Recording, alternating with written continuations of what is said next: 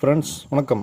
இன்றைக்கி நாம் பார்க்க போகிற படம் ஆதம் பாவா இயக்கத்தில் அமீர் நடித்து வெளியாகியுள்ள உயிர் தமிழுக்கு படம் எப்படி இருக்குன்னு பார்க்க போகிறோம். இந்த படத்தில் அமீர், ஆனந்தராஜ், இமான் அண்ணாச்சி, மகாநதி சங்கர், சாந்தினி என ஒரு திரைப்பட்டாளமே நடிச்சிருக்கு. இந்த படத்துக்கு வித்யாசாகர் இசையமைச்சிருக்காரு. மூன் பிக்சர்ஸ் இந்த படத்தை தயாரிச்சிருக்காங்க. ஃப்ரெண்ட்ஸ், எங்களை ஊக்கப்படுத்த உங்களோட அன்பும் ஆதரவும் ரொம்ப முக்கியம். ஸோ ஒரு சப்ஸ்கிரைப் பண்ணி ஒரு சப்போர்ட் பண்ணுங்கள். உயிர் தமிழுக்கு நல்ல தலைப்பு. இது முழுக்க அரசியல் கலந்த காமெடி படம். இந்த படத்துக்கு ஃபஸ்ட்டு நாற்காலின்னு தலைப்பு வச்சதாகவும் அப்புறமா மாற்றி உயிர் தமிழுக்கு அப்படின்னு சொல்லி வச்சுருக்காங்க. இந்த படத்துக்கு எல்லோருமே நிறைய ப்ரமோஷன் பண்ணியிருக்கிறாங்க. சமீப காலமாக அமீரை சுற்றி நடக்கக்கூடிய பிரச்சனைகளும் கூட இந்த படத்துக்கு ஒரு பெரிய எதிர்பார்ப்பை கொடுத்துச்சுன்னே சொல்லலாம். ஸோ படம் எப்படி இருக்குன்னு பார்க்கலாம். இந்த படத்தில் அமீர் கூட மறைந்த நடிகர் மாரிமுத்து அவர்கள் ஒரு முக்கிய கதாபாத்திரத்தில் நடிச்சிருக்காரு. சுருக்கமாக கதை என்னென்னு பார்த்தா, பெரும்பாலும் அரசியலை காதலித்து ஏதாவது ஒரு சேவை செய்யணும்னு சொல்லிட்டு அரசியலுக்கு வர நபர்களுக்கு மத்தியில் காதலிக்கிறதுக்காக அரசியலுக்கு வரக்கூடிய ஒரு கதாபாத்திரத்தினுடைய கதையை தான் இந்த படம் சொல்லுது. ஹீரோ பாண்டியன் அப்படிங்கிற பேரில் கேபிள் டிவியில் வேலையை பண்ணிகிட்ருக்காரு. அரசியல்வாதியான ஹீரோயின் தமிழ்ச்செல்வியை பார்க்கணும், அவரை லவ் பண்ணணும் அப்படிங்கிற ஒரு காரணத்துக்காகவே தேர்தலில் நின்று அரசியல்வாதியாகி தமிழ்ச்செல்வியை லவ் பண்ணி வாழ்க்கை துணையாக்கணும் அப்படிங்கிற ஒரு நோக்கத்தோட எலெக்ஷனில் நிற்கிறாரு பாண்டியன். ஏற்கனவே கேபிள் டிவி பிஸ்னஸ் பண்ணிட்டு இருக்கிறதுனால மக்கள்கிட்ட ஒரு ஃபேஸ் வேல்யூ இருக்குது. மக்களோட ஆதரவும் பாண்டியனுக்கு கிடைக்குது. இதெல்லாம் பார்த்துட்டு ஒரு நேரத்தில் தமிழ்ச்செல்வியும் பாண்டியன் மேலே ஒரு லவ் வருது. ரெண்டு பேரும் லவ் பண்ண ஸ்டார்ட் பண்ணுற போது வழக்கமாக சினிமாவில் என்ன நடக்கும், லவ் அப்பாவுக்கு பிடிக்காது, அதே பிரச்சனை தான் எங்கேயும் நடக்குது. ஸோ இந்த மாதிரி பிரச்சனையாகிட்டு இருக்கிற நேரத்தில் அப்பாவை யாரோ கொலை பண்ணிடுறாங்க. கொலை பண்ணது மட்டும் இல்லாமல் கொலைப்பழி பாண்டியன் மேலே விழுது. இதனால் தமிழ்ச்செல்வி பாண்டியன் வெறுக்க ஆரம்பிச்சிடுறாரு. ரெண்டு பேருக்குள்ள ஒரு மிஸ் அண்டர்ஸ்டாண்டிங் உருவாகுது. தன்னோட லவ்வருக்கு தான் குற்றவாளி இல்லை அப்படி சொல்லி ப்ரூவ் பண்ணுற கட்டாயத்தில் தன்னோட காதலையும் புரிய வச்சாகணும். இது போல் சுச்சுவேஷனில் மறுபடியும் எலெக்ஷனில் நின்று தன்னுடைய கவனத்தை மாற்றி ஒரு அரசியல்வாதியாக மாறி தன்னை யாருன்னு சொல்லி ப்ரூவ் பண்ணணும்னு சொல்லி பாண்டியன் நினைக்கிறாரு. இந்த கொலையை பாண்டியன் கண்டுபிடிச்சாரா, எலெக்ஷனில் ஜெயிச்சாரா, தமிழ்ச்செல்வி பாண்டியனை புரிஞ்சிட்டாரா அப்படின்னு முக்கியமான கேள்விகளுக்கு இந்த படத்தினுடைய செகண்ட் ஹாஃப் பதில் சொல்லியிருக்கு. இது காமெடி கலந்த ஒரு அரசியல் படமாக எடுத்திருக்காங்க.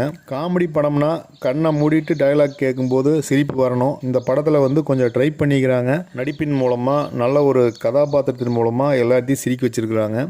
சிரிக்கணும், சிரிப்பு படமாக மாற்றணும் அப்படிங்கிறது ஒரு பெரிய அளவில் சக்ஸஸாக இல்லை அப்படின்னாலுமே ஓவராலாக ஒரு காமெடி படமாக இருக்குது. தமிழ்நாட்டு அரசியலை மையப்படுத்தி பண்ண சில காமெடிகள் படம் முழுக்க ரசிகர்களை வெகுவாக கவர்ந்துருக்கு, சிரிக்க வச்சுருக்கு. குறிப்பாக சொல்லணுன்னா சமாதி மேலே சத்தியம் பண்ணுற ஒரு சீனு, சமாதி மேலே உட்காந்து தியானம் பண்ணுற மாதிரி ஒரு சீன்னு சொல்லிட்டு அரசியல் நிகழ்வுகளை ரசிகர்களுக்கு காமெடியாக காட்ட நினச்சிருக்காங்க. அதில் ஓரளவுக்கு வெற்றியும் பெற்றிருக்கிறாங்க.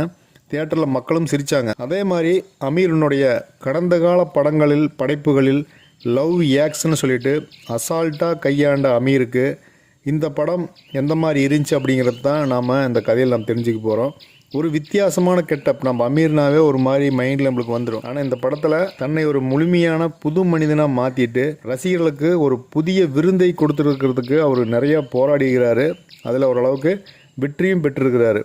இந்த படம் முழுக்குமே ஒன் மேன் ஆர்மி அப்படிங்கிற மாதிரி தான் இவரை சுற்றியே கதை போகுது. இந்த கதையை அமீர் தான் பெரிய அளவில் தாங்கி பிடிச்சி இந்த படத்தை கொண்டு போயிட்டுருக்கிறாரு அப்படிங்கிறதுல எந்த மாற்று கருத்தும் இல்லை. கொடுக்கப்பட்ட ரோலை மற்ற நடிகர்கள் சிறப்பாக பண்ணியிருக்காங்க. ஆனால் அதிகமான வெயிட் அந்த கதை அமீர் மேலே தான் இருக்குது. இந்த படத்தோட கதாநாயகி சாந்தினி. ஆரம்பத்தில் இவரை நான் பார்த்ததுக்கும் இப்போ கொஞ்சம் அப்டேட் ஆன மாதிரி இருக்கிறாரு. ஆளே வேறு மாதிரி இருக்கிறாங்க. பெரிய அளவில் இவருக்கான ரோலோ இவருக்கான வசனமோ பெருசாக எடுபடல. தமிழே சரியாக கொஞ்சம் வராத மாதிரி தெரியுது. ஏன்னா பேசும்போதெல்லாம் பார்த்தீங்கன்னா கேமரா மேக்சிமம் அப்புறம் காட்டாத மாதிரி ஒரு ஃபீல் இருக்குது. வித்யாசாகர் தன்னோட இசையால் எல்லோரையும் தன் வசப்படுத்தி தியேட்டரில் உட்கார வச்சுக்கிறாருன்னா அதில் அவருடைய பங்களிப்பு மிகையானது. திரைக்கதை சூப்பராக பண்ணிக்கிறாரு ஆதம் பாவா. காமெடி கலந்த ஒரு அரசியலை எந்த மாதிரி கொண்டு போகணும்னு சொல்லிட்டு ரிஸ்க் எடுத்து இந்த முயற்சியை பண்ணியிருக்காங்க. அந்த முயற்சியை கண்டிப்பாக பாராட்டியாகணும். தமிழ் படங்கள் இப்போ பெரிய அளவில் தமிழ்நாட்டில் ஜெயிக்கிறதில்ல. வெளிமாநில படங்கள் தான் டப்பிங்கில் தமிழ்நாட்டில் ஓடிட்டு இருக்குது. அதுக்கு ஒரு வகையாக நமக்கு மனசு கஷ்டமாக இருந்தாலுமே இந்த படம் அதுக்கெல்லாம் ஒரு நல்ல ஒரு தீர்வாக இருக்கும்னு பார்த்தா கண்டிப்பாக இந்த தமிழ் சினிமாவுக்கு ஒரு வெற்றிடத்தை இந்த படம் ஓரளவுக்கு நிரப்பியிருக்குன்னு சொல்லலாம். நகைச்சுவைக்கு ஒரு வறட்சியான ஒரு காலகட்டத்தில் இருக்கிற மாதிரி இருந்துச்சு. ஸோ இந்த படம் ஒரு மாதிரி இந்த சம்மர் சீசனில் கண்டிப்பாக அந்த ரிலாக்ஸாக மைண்டை வந்து ஃப்ரெஷ்ஷாக மாற்றிருக்கு அப்படின்னா கண்டிப்பாக அது ஒரு பொழுதுபோக்கு படமாக நிச்சயமாக அது இருக்கும். பெரும்பாலும் படத்தில் நல்ல நல்ல சீன்ஸ் இருக்குது. ஒரு சின்ன சின்ன ஒரு எதிர்பார்ப்புகளை வந்து இந்த படம் பூர்த்தி பண்ணல அப்படின்னாலுமே ஓவராலாக பார்த்தா இந்த படம் ஒரு அற்புதமான படம், ஒரு பொழுதுபோக்கான படம். நாம் படம் அப்படின்னு வந்துட்டாவே அதில் வந்து குற்றத்தை கண்டுபிடிக்கக்கூடாது. அந்த ஒரு 3 மணி நேரம் நம்ம எப்படி என்ஜாய் பண்ண அந்த படத்தை அப்படிங்கிறதுல தான் இருக்குது. அப்படி பார்க்கும்போது ஒரு 3 மணி நேரம் ஒரு திருப்தியாக அந்த படம் பார்த்த ஒரு தெளிவு கிடச்சிது அப்படின்னா அதில் எந்த மாற்றமும் இல்லை, வேறு எந்த கருத்தும் இதில் இல்லை. ஸோ இது ஒரு அற்புதமான படம்.